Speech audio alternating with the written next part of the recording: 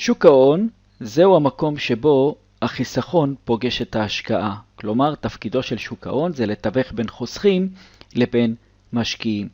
החוסכים במשק, החוסכים המשמעותיים, הם למעשה קרנות הפנסיה, קופות הגמל, ביטוחי המנהלים, מה שנקרא חיסכון לטווח ארוך. אלה כספים שעובדים מפרישים במהלך כל חודש לצורך שמירה לחיסכון פנסיוני.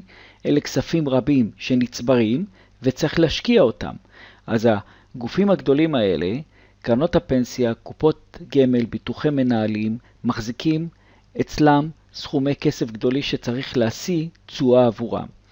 יש לנו גם את קרנות ההשתלמות, שזה חיסכון לטווח בינוני, כיוון שקרנות השתלמות ניתן לפדות בתום 6 שנים, בעוד שקרנות פנסיה, קופות גמל וביטוחי מנהלים ניתן לפדות רק בעת פנסיה. אז אם אדם ממוצע מתחיל להפריש בגיל 30, הוא יכול למשוך את הכספים רק בגיל 67 בממוצע, שזה חיסכון מאוד, לטווחים מאוד ארוכים, 30-40 שנה.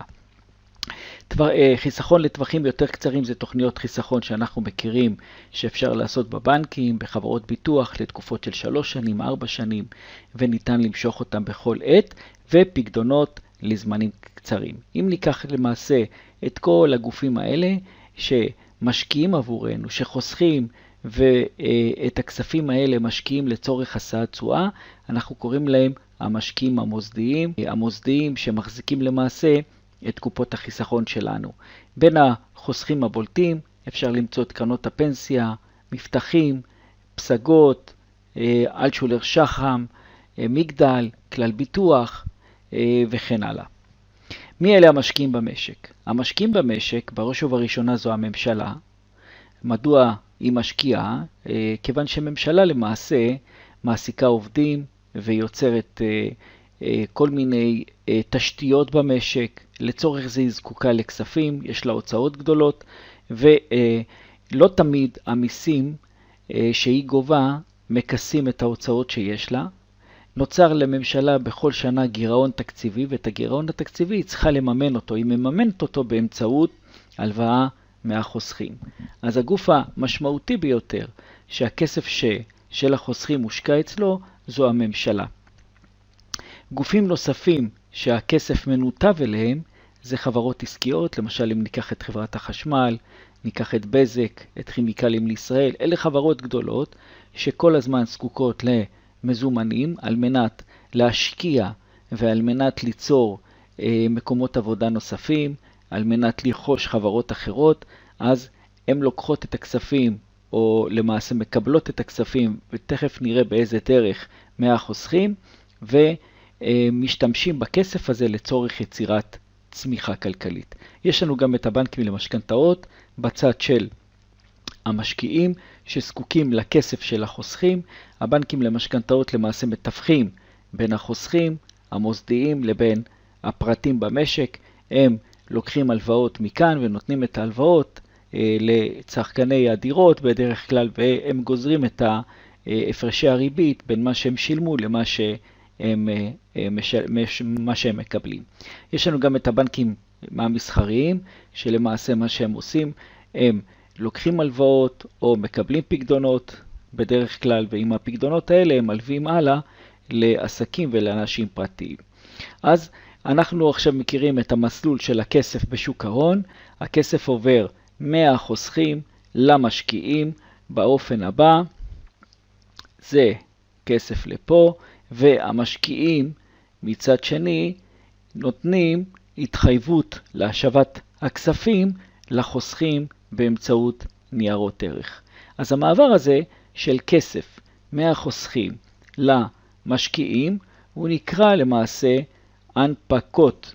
כשמשקיעים נותנים אגרות חוב או מניות לחוסכים, הם למעשה מנפיקים להם ניירות ערך, הם מנפיקים להם כתבי התחייבויות מסוגים שונים כדי לקבל את הכסף של החוסכים ולעשות בזה שימוש. השוק הזה שבו מתרחש כל המעבר של כסף מהחוסכים למשקיעים נקרא גם השוק הראשוני. זהו השוק הראשוני, שוק ראשוני, שהוא למעשה גם שוק ההנפקות. מה זה הנפקה? הנפקה זה מעבר של כסף מחוסכים למשקיעים. מה המשקיעים נותנים בתמורה? הם נותנים כתבי התחייבויות להשיב את ההשקעה הזו בתוספת ריבית, בתוספת תשואה או כל דרך אחרת. יש לנו למעשה שני סוגים עיקריים של ניירות ערך או התחייבויות שהמשקיעים מנפיקים לטובת החוסכים. אחד זה איגרת חוב, והדבר השני זה מניות, ואנחנו נפרט את המשמעות של שני סוגי ניירות הערך הנ"ל.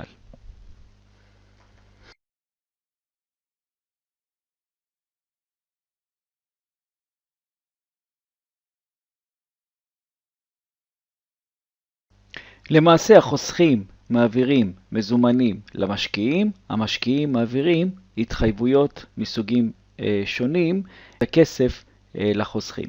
אז התהליך הזה קראנו לו תהליך הנפקה, והוא מתרחש בשוק הראשוני. בואו נראה איזה סוגי התחייבויות המשקיעים יכולים לתת לחוסכים. אז ההתחייבות הראשונה זה למעשה התחייבות להשיב את הקרן בתוספת ריבית. אז מה זה התחייבות להשיב את הקרן בתוספת ריבית? זה למעשה סוג של הלוואה. אז המשקיעים יכולים לקחת מהחוסכים הלוואה ולהשיב להם את ההלוואה במועדים קבועים וידועים מראש. תנאי ההלוואה, הכל נערך במסמך משפטי. למסמך המשפטי הזה קוראים איגרת חוב. אז מה זה איגרת חוב? איגרת חוב זה למעשה מסמך משפטי שמפרט את תנאי ההלוואה. אז החוסכים יכולים לתת הלוואות למשקיעים, המשקיעים מתחייבים להשיב את ההלוואות לחוסכים במועדים קבועים וידועים מראש. למעשה המשקיעים מנפיקים איגרות חוב, הם מנפיקים התחייבות להשיב את הכסף, לזה קוראים למעשה אג"ח. והאפשרות השנייה לגיוס כסף זה באמצעות מתן שותפות בעסקים. המשקיעים באים לחוסכים ואומרים להם, בואו תהיו שותפים שלנו בחברות, תהיו בעלים איתנו בחברות בהתאם לסכומי ההשקעה שאתם משקיעים. אז איך היום מקבלים בעלות על חברה מסוימת? באמצעות שותפות במניות, באמצעות קבלת מניות. כי מה זה מניה? מניה מקנה בעלות על חברה, בהתאם למספר המניות שיש לחברה, בהתאם לאחוז. אז המשקיעים יכולים להציע לחוסכים להיות שותפים שלהם. אז שותפות בבעלות על חברה באחוזים מסוימים בהתאם לסכום ההשקעה, זו הנפקת מניות.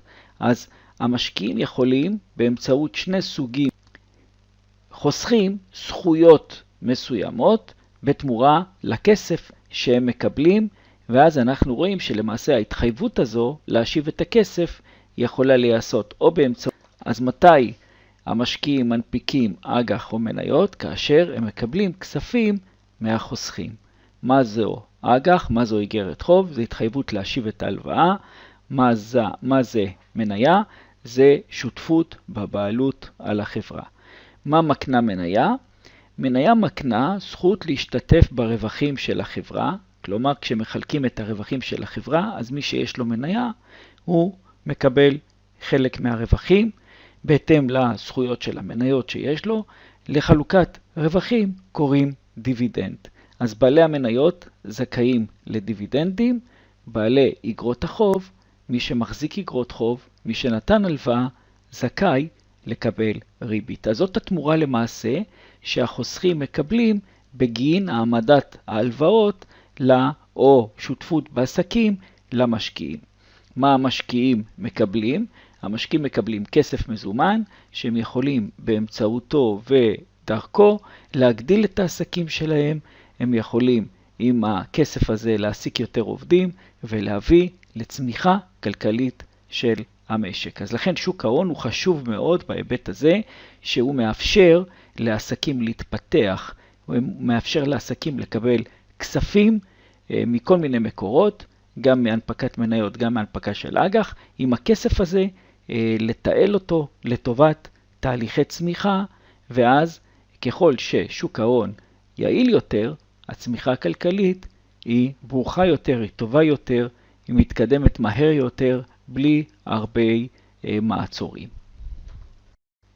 תפקידו של חתם ניירות ערך זה למעשה לעזור למשקיעים להנפיק ניירות ערך, להגיע לחוסכים ולתווך בין החוסכים לבין המשקיעים. כמו שיש מתווך דירות לצורך מציאה של דירות, גם כך יש חתם ניירות ערך שתפקידו זה לתווך בין המשקיעים לבין החוסכים. אם יש פה חברה עסקית שמעוניינת לגייס כספים, והיא לא כל כך מכירה את רזי שוק ההון, את הסודות, איך בדיוק לבצע את המהלך הזה של ההנפקה, או באיזה מחירים ואיזה סוגי התחייבויות להנפיק, באיזה מחירים, אז היא למעשה לוקחת מישהו שהוא מומחה בתחום הזה, שהוא נקרא חתם, והחתם מסייע לחברה להגיע לחוסכים באמצעות קשרים, באמצעות מצגות, באמצעות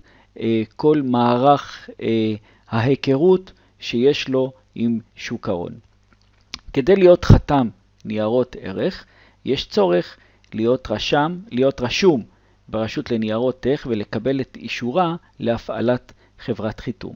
חברת חיתום, בגלל שיש ניגוד עניינים בין פעילות המשקיעים לבין פעילות החוסכים, או עשוי להיות ניגוד עניינים, אז החתם מחויב בכל מיני הוראות חוק שעליו לשמור כדי למנוע מצב של ניגוד עניינים, כמו למשל שחתם הוא לא יכול להיות בנק, או שהוא לא יכול להיות מנהל תיקים, כיוון שזה עשוי להיות חלק מניגודי העניינים בפעילות שלו בין החוסכים לבין המשקיעים. אז החתם גם מלבד זאת שהוא מתווך בין המשקיעים לבין החוסכים, הוא גם יכול להציע לחברות העסקיות שלהם הוא מגייס כסף, הוא יכול להציע להם שבמידה וניירות הערך שהם מציעים לחוסכים לא יימכרו בשוק, במחיר או בכמות שהם מעוניינים, הוא יכול להתחייב לרכוש את ניירות הערך מהם בזמן ההנפקה.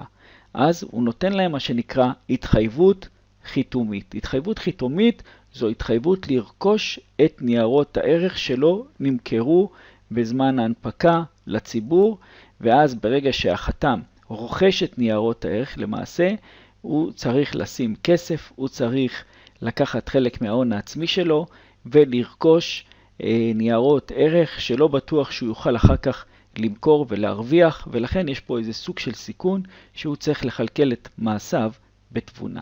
אז חתם ניירות ערך פועל בשוק הראשוני ותפקידו לתווך בין המשקיעים לבין החוסכים, והוא למעשה מביא את החברה לשוק ההון. הוא מכיר את החוסכים, הוא מכיר את החוסכים המוסדיים, את הגופים המוסדיים, הוא יודע מה הצרכים שלהם, הוא יודע את המחירים שנוח לגופים הגדולים האלה לקנות, ולפי זה הוא תופר את החליפה המתאימה לכל חברה שרוצה להנפיק.